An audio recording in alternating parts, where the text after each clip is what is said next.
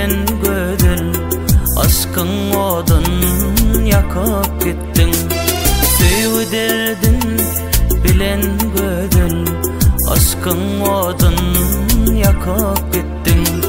Hıyalımda senin kesmin, hıyalımda senin aşkın. Hadıynan sen köngül köşküm, nurun dünya saçıp gittin.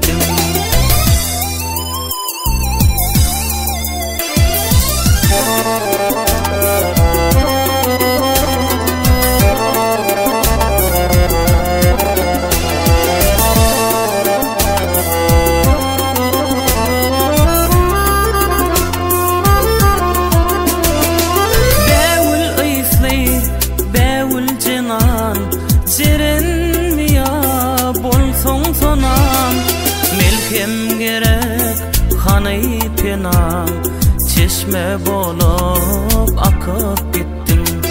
Melkem gerek hanay penam, nurun dünya saçıp gittin. Çekmek kıynır söýüy derdin, beyle derdi ödüm verdin. Kara dökken vada berdin, nurun dünya saçıp gittin.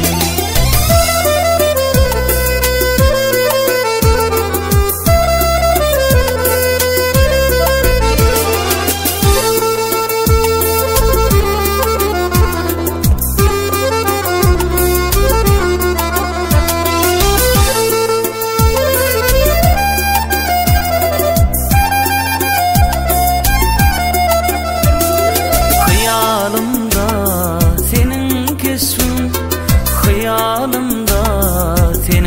aşkın, hadıynan sen köngül köşküm, nurun dünya saçıp gittin.